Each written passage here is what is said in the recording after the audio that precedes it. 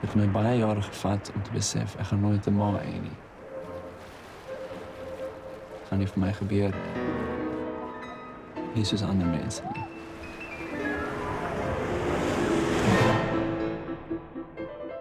Daar is bedend vir ons te die boon. Mamma en tannie bed kan nie onderslaap. Kom mamma nou. Jy weet sy kom. Sy het gesê sy gaan kom, ja, maar dit beteken nie sy gaan actually kom. Ek het vir julle gesê, okay? Sally so. Ek al genooi. Hoe is dit altyd vir my? Ja, my suster is op pad. Dis 'n feit. Ons gaan die vakansie geniet. Sy verdien ook om die vakansie te geniet. Ek het die huis langs aan gesien. Dis nou 'n beach house. Wanneer mense vir my vra wat maak haar so erg, Mamma? Nee, my godheid. dan weet ek nie wat om te sê nie. En anders klink ek soos 'n monster.